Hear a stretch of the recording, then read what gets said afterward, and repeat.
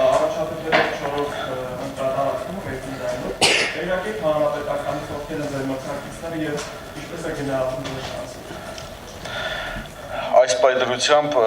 արդեն իսկ որոշակի տեղեկատվություն ունեմ մյուս քաղաքական ուժերից, ովքեր են առաջադրված 4-րդ ընտրատարածքում։ Ինքս առաջադրվել եմ ռեյտինգային ընտրակարգով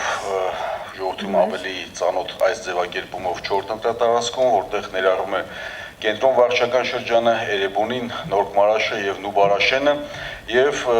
գիտեմ, որ մրցակից հիմնական հանրապետական կուսակցության ներկայացուցիչներից, օրինակ համար Արմեն Աշոտյանն է առաջադրված և այլ հանրապետական կուսակցության ներկայացուցիչներ։ Կարճ ժամանակ է մնացել ամբողջական ցուցակները հրապարակելու և ճշգրտումները գիտեք, որ կենտրոնական ընտրական հանձնաժողովում տեղի ունենում կհրապարակվեն վերջնական տեսքով և արդեն իսկ կհասկանանք, թե ում հետ է մրցապայքարը գնալու։ Շնորհակալություն։ Պարոն Էֆիաջյան, դուք գնում եք, որպեսզի վերցնեք իշխանություն, թե ինչպես մյուս ուժերը գնում եք, որպեսզի լինեք երկրորդ ընդդիմադիր բևեռը խորհրդարանում։ Գիտեք ինչպես, այս փուլում տարբեր քաղաքական ուժեր արդեն իսկ առիթ ունեցել են հրապարակելու, որ նրանք հավակնություններ ունեն երրորդ տեղ զբաղեցնելու, միգուցե երկրորդ տեղ զբաղեցնելու, առաջին տեղ զբաղեցնելու։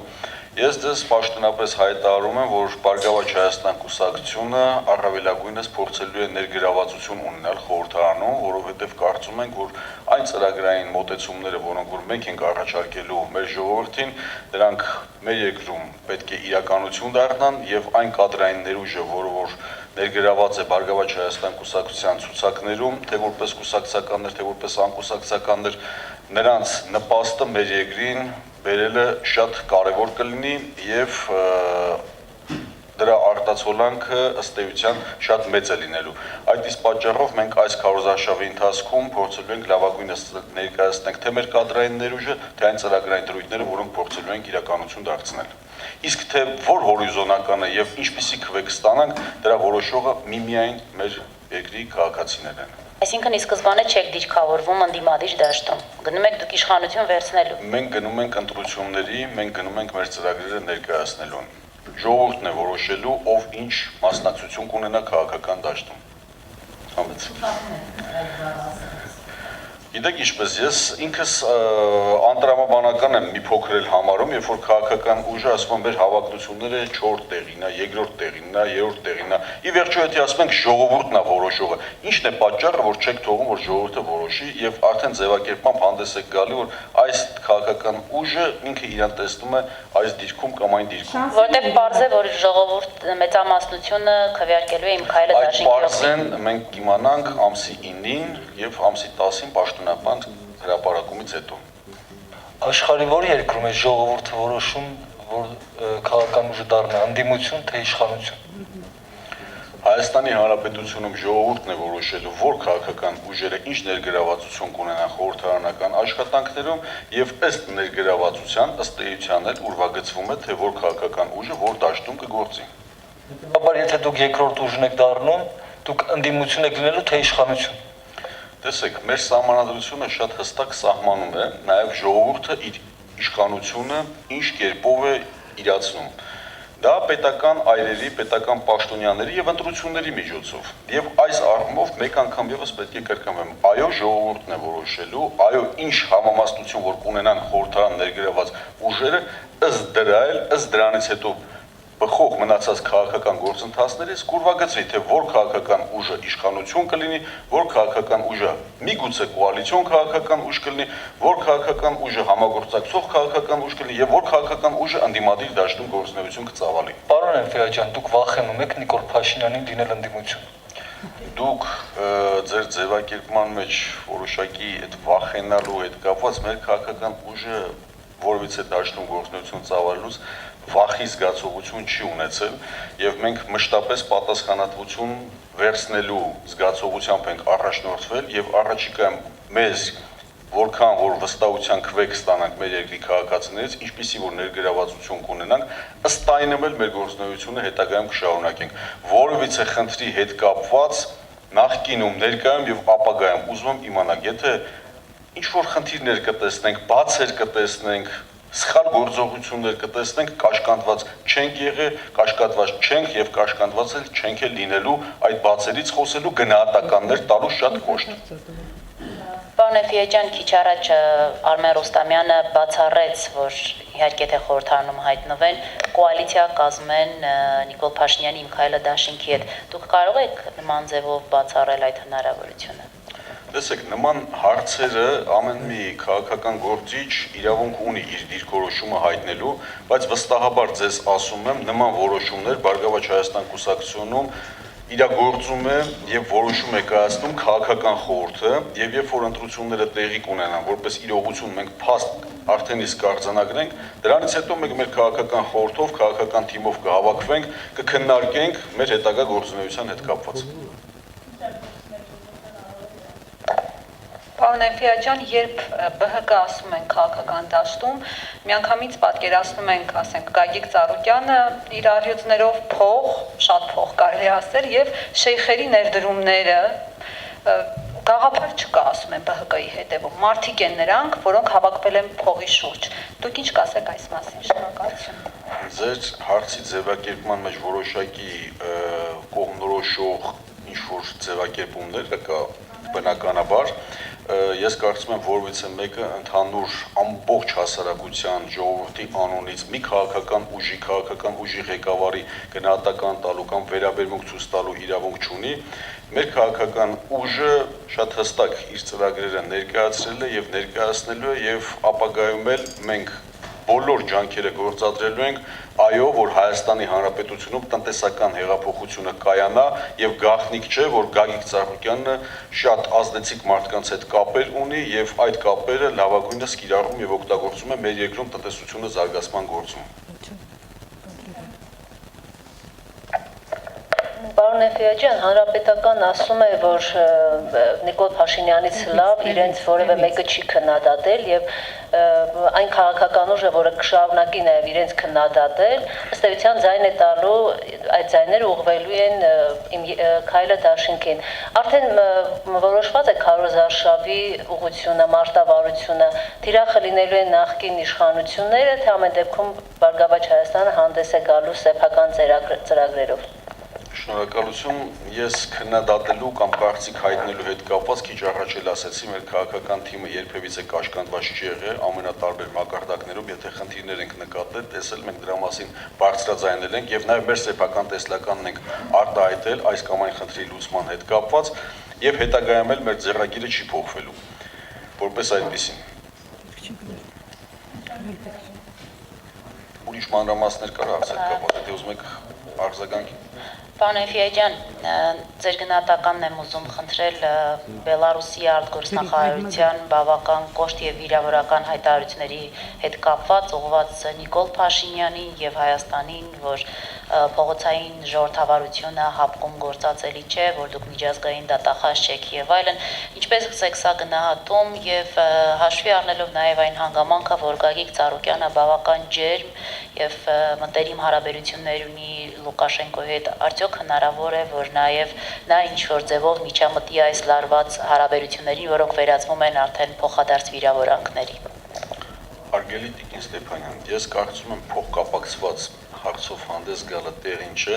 դա հայտնի հայտարարություն է, որը որ մեր երկրում տարբեր քաղաքական գործիչներ առիթ ունեցել են ձևակերպումներով, գնահատականներով հանդես գալու։ Ես ինքս պետք է ասեմ, որ յուրաքանչյուր երկրի ներքաղաքական գործունեություն եւ գործողություններ տեղի իշխանությունն է իրականացնում եւ այս առումով էլ բացառություն չէ եւ դրանից մեր իրավունքները որևիցե կերպ չեն փոխվում։ Մենք բնականաբար պետք է նաեւ փորձենք հասկանալ ինչպիսի բովանդակությամբ հայտարարություններ են տեղի ունենում, որովհետև ինքս նաև հապկի հետ կապված քայլերի եւ գործողությունների մասով կարծում եմ, որ մենք լավագույնս պետք է բոլոր նախադրյալները եւ հնարավորությունները հատկապես միջազգային հարթակում լավագույնս կարողանանք կիրառենք ի օգուտ Հայաստանի Հանրապետության եւ հայ ժողովրդի։ Դուք ասում եք, որ դուք հեղափոխության կրողն եք, ճիշտ է։ Հիմա հեղափոխության արժեքները այսպես ծաղրի կամ հեգնանքի առարկա են դառնում Բելարուսի կողմից, դուք չունեք գնահատական կոնկրետ սրա վերաբերյալ։ ես էլի եմ ասում, մենք մեր գործունեությունը, մեր երկրում վարվող գործունեությունը առհասարակ այդ քայլերից կամ խոսքերից որևիցե կերպ չի փոխվում։ Եվ այն մոտեցումը, որ ընդհանուր գործունեությանը պետք է կոշտ գնահատականներ տվի, ըստ էության ընդունելի չենք համարում, բայց մենք պետք է ավելի խորը ուսումնասիրությունների առարկա դարձնենք միջազգային հարթակներում, որտեղ կարող ենք մեր երկրին, մեր պետությանը դիվիդենդներ բերել, այդ հարցերում պետք է ավելի ուշագրավ լինենք։ Եվ սևեռվել նմանատիպ հայտարարություններին այդքան էլ տեղին չեմ համարում, որովհետև մեր երկրում այսօրեական քաղաքական կարևորագույն գործընթացը ըստ էության նախաձեռնվել եւ մենք անցած շաբաթն էլ նաեւ մեր ճեպազրույցի իմաստը նաեւ որ անցած շաբաթը քաղաքական ամփոփ ենք, տարբեր քաղաքական կարևորագույն իրադարձություններ են տեղի ունեցել, ինչի հետ կապված տեղին եմ համարում խոսելուն։ Օրինակի համար կարևոր չէ, այսինքն որ հապկում լուրջ կարևոր է, միանշանակ կարևոր է, բայց մենք ամբողջ ճեպազրույցի քննարկման թեման չպետք է դարձնենք այլ երկրի ղեկավարի ինչ որ գնահատական։ Հեգնանքն է, գնահատականը չի, պարոն Էլֆիաջյան։ Դե ինչ որ գնահատական, որի մեջ հեգնանք կամ այդ ձևակերպումներով կարող ենք հանդես գալ։ Ես գտնում եմ, որ մենք ավելի տեղին կլինի քննարկենք, որքանով հնարավոր կլինի 2019 թվականի բյուջեն ավելի մրցունակ դարձնել եւ մեր երկրում ծանրացած մի շարք սոցիալական, տնտեսական խնդիրները լուծելու հետ կապված։ Գիտեք, որ շատ բուրըն քննարկման առարկա դարձավ վիճակախաղերի մասին օրինակի համար օրենքը կաթողիկոսի անվտանգության հետ կապված հարցը քննարկվեց, չգիտեմ, ազգային ժողովում այս պայդրությամբ էլ գիտեք, որ հենց մեր խմբակցության ներկայացուցիչների կողմից անձամբ պարոն Մելքումյանի նախաձեռնությամբ ստեղծվել է քննիչ հանձնաժողով, որտեղ հոսանքի գազի սակագնի հարցն է քննարկվում եւ մի շարք նմանատիպ հարցեր, օրինակ ըստ իս, որոնք այդ ամենը կասկածի տակ կդրվեն, պարոն Էլֆիաջյան, եթե մենք լուրջ խնդիրներ ունենանք մեր անվտանգային այդ լուրջ համակարգում, որն է հանդիսանում ՀԱՊԿ-ը։ Ես ձեզ քիչ առաջ էլ ասացի, որ տեղին եմ համարում միջազգային հարթակում մենք լավագույնս կիրառենք եւ կարողանանք օգտվել այն հնարավորությունները, որոնք որ նմանատիպ կառույցները մեզ ընձեռում են։ Եվ այն գնահատականը, որը որ հնչել է Լուկաշենկոյի կողմից, անձամբ իմ համար անընդունելի եմ ես համարում եւ բնականաբար մեր երկրի տարբեր այրեր ամենատարբեր գնահատականները տվել են եւ չեմ էլ փորձում ինչ-որ այստեղ մի հայտարարություն անել եւ դրանով դիվիդենդներ հավաքել։ Մենք պետք է առաջ նայենք, մեր քայլերն ու գործողությունները ավելի ծանրակշիռ եւ կշռադատված պետք է լինեն, որպեսզի խնդիրներ մենք չունենանք։ Գագիկ Ծառուկյանը կխառնվի գործընկերոջից երկրորդ մասին չպատասխանեցիք հարցի։ Գագիկ Ծառուկյանը որևէ միջամտություն կունենա Լուկաշենկոյի հետ լավ հարաբերություններն օգտագործելով։ Գագիկ Ծառուկյան մշտապես իր անձնական կապերն էլ լավագույնս օգտագործել է, որպեսզի մեր երկրում տնտեսական, սոցիալական վիճակը փոխվի։ Եվ Գագիկ Ծառուկյանի մամուլի խոսնակին դուք կարող եք դիմել, նա ավելի մանրամասն ձեզ կներկայացնի այս հարցի հետ կապված իր դիրքորոշումը։ Ես առհասարակ որպես օրինակ եմ բերում, որ մշտապես նա իր անձնական կապերը փորձել է լավագույնս կիրառել մեր երկրի տարբեր ոլորտների զարգացման համար։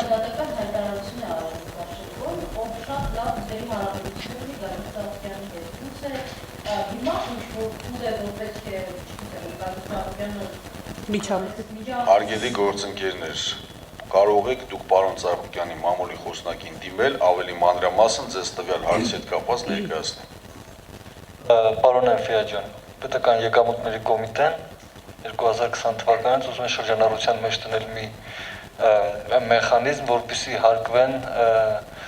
տրանսֆերտներ, այսինքն դրսից եկող գումարները 23% եկամտահարկ եւ այլն։ Դուք ինչպես եք վերաբերվում ՊԵԿ-ի այդ նախաձեռնությանը, որով այսուհետև Հայաստան մտնող գումարները, աղքատին հասնող գումարները նաեւ կհարկվեն։ Գիտեք ինչպես, նախկինում մի արատավոր երևույթ կար եւ դուք որպես լրագրող էլ բազմաթիվ անգամներ առիթ ունեցել եք լսելու եւ նաեւ կարծում եմ լուսաբանելու, որ Հայաստանի Հանրապետությունում ամենաշատ փոփոխությունների ենթարկված օրենքի նախագիծը եւ նախագծերը վերաբերել են հենց հարկային քաղաքականությանը, հարկային օրենսդրությանը եւ այս առումով նաեւ նախկին արատավոր մի դրսևորում կար, որ անընդհատ երբ որ սոցիալական վիճակը վատթարանում էր, հարկային դաշտը ավելի կոշտանում էր իր քաղաքականության առումով եւ 2018 թվականն է դեռևս եւ 2020 թվականին բավականաչափ ժամանակ կա եւ առաջիկա խորհրդարանը, որը որ ես կարծում եմ իրոք լեգիտիմ խորհրդարան է լինելու եւ արտահայտելու է ժողովրդի կարծիքը, հնարավորություն կունենա նման հարց քննարկելու եւ ինչպիսի որոշում որ կկայացնի, դա բնականաբար կունենա օրենքի ուժ։ Ես գտնում եմ եւ տարբեր առիթներ ունեցել ենք նաեւ 2000 քանի որ տես պատմական ինչ-որ էքսկուրս են կատարում 2009, 2010-11 թվականներին հիշում եք, երբ որ համաշխարհային տնտեսական ճգնաժամը նաեւ վրա հասավ Հայաստանին, ամենատարբեր մեկնաբանությունները եղան հարկային քաղաքականության հետ կապված եւ կհիշեք, որ հայտնի հայտարարությունը Բարգավաճ Հայաստան կուսակցության նախագահ Գագիկ Ծառուկյանի, որ տվյալ իրավիճակներում հարկային բեռը ոչ թե ավելացնում են, այլ մեղմում են եւ դրանով տնտեսությունը ավելի մեծ թափ է ստանում զարգացման առումով, ոչ թե հակառակ քաղաքականությունն են վարում։ 2020 թվականին տնտեսական ինչպիսի իրողություններ կլինի Հայաստանի Հանրապետությունում, չեմ փորձի հիմա վերլուծություններ կամ գնահատականներ տալ, այդ ժամանակահատվածին համահունչ ես կարծում եմ խորհրդարանը իր գործունեությունը կծավալի եւ որոշում կկայացնի։ Այսինքն այս բանը դուք այդ ՊԿ այդ նախաձեռնության մեջ որևէ դատապարտելի բան չեք տեսնում ուղղված Հայաստանի քաղաքացուն, որը ապրում է դրսի գումարների հաշվին։ Ես իսկ ասացի, որ հարկային դաշտում անընդհատ կոշտացնել, շեմը բարձրացնել կամ նոր հարկեր ներդնել կամ այս պայդրությամբ կարելի է երևի տեղին ասել հորինել անտեղին եմ համարում, պետք է մտածել երկրի ներքին սոցիալական տնտեսական վիճակը փոխելու հնարավոր ներդրումներ եւ ներհոսք ապահովել, ոչ թե փորձել ամենտեղ հարկեր ավելացնել։ Իմ անձնական կարծիքը դա է։ Այդ ընդհանուր հայտարարագրումը բոլոր քաղաքացիների կողմից իրենց եկամուտների հայտարարագրումը նախորդ կառավարության նախաձեռնություն էր, չէ՞ կարծես թե դրա շրջանակներում այդ տրանսֆերտներն էլ ինչպես պետք է հայտարարագրվեն, դա ավելի ստվերային դաշտ չի անցնի արդյոք։ Ես գտնում եմ, որ բոլոր մեխանիզմները պետք է կիրառել, որ գործունեության նախկինի, ներկայի ու հետագայի համար մեր երկրի քաղաքացիների համար, բոլորի համար տեսանելի լինի պաշտոնյաների եկամուտները, փոխկապակցված անձանց եկամուտները եւ առհասարակ բոլոր հնարավոր ակտիվների շարժերը։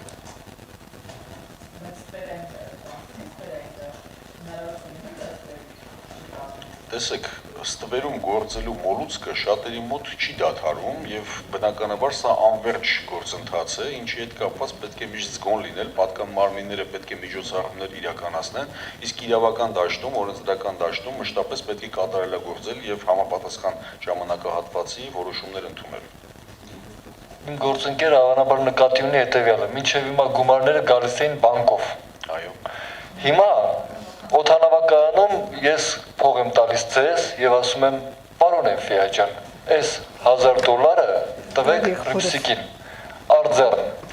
Տվեք փոխանցեմ ռիփսիկին։ Հա։ Այս սաստվերա մտահոգությունները հասկանում եմ, որովհետև որոշակի նաև այս գործընթացի հետ կապված պատկերացումներ ունեմ, առհասարակ բանկային համակարգից, եթե վստահության նայենք, մեր երկրի բազմաթիվ քաղաքացիներ այդքան էլ մեծ վստահություն չունեն այդ փոխանցումների առումով եւ գիտեք, որ ծառայություններ կա արագ դրամական փոխանցումների չգովազդելու համար, չասեմ, որ կազմակերպությունները նաև կարծում եմ ձեր համար հայտնի կազմակերպություններ, ինչպես նաև դրա երրորդ տարբերակն է կա, ձեր ասած տարբերակով անձնական խնդրանքի միջոցով, որպեսզի փոխանցեն գումարը։ Ես կարծում եմ, եթե նման գործընթաց վարվի, բնականաբար մարդիկ նախընտրելու են իմ կողմից քիչ առաջ ասած երրորդ տարբերակը, որ անձնական տարբերակով փոխանցեն։ Մի հետաքրքիր նախաձեռնության մասին էլ ձեզ ասեմ, առհասարակ մուտքերի մասով։ Արագ փոխանցման այդ ծառայությունները, որ իրականացնում են, Հայաստանում գրանցված են 1 տասնյակից ավել կազմակերպություն, եւ այդ կազմակերպություններից շուրջ 3-ն են դոմինանտ, որպես այդպիսին, էլի թվեր չհրապարակեմ, որովհետեւ տարբեր կազմակերպություններ կան, որոնք նաեւ փակվել են Հայաստանում, հարևան Ադրբեջանի միջամտությամբ, մատնանշելով, որ այդ կազմակերպություններն ու կառույցները նաեւ մասնաճյուղեր ունեն Արցախի Հանրապետության տարածքում եւ այդ գումարները միտված են ոչ թե անձնական միջոցներին, այլ հետագա նաեւ ռազմական զինման կամ քաղաքացիներին օգնելու նպատակներով եւ հիմա փորձում են նաեւ իրավական դաշտում այնպիսի միջավայր ձևավորեն, որպես այդ 10-ից ավել կազմակերպությունների մեջ միաբևեռ կամ դոմինանտ կառույց որպես այդպիսին չլինի եւ տոկոսային շեմ սահմանել, այդ տոկոսային շեմը սահմանված մենակ պայմանական, եթե մեկ կազմակերպություն 30%-ից ավել ինքն այդ դրամական մուտքերը ապահովում, բաշխել 30-ից հետո մնացած հավասարաչափ կազմակերպությունների միջև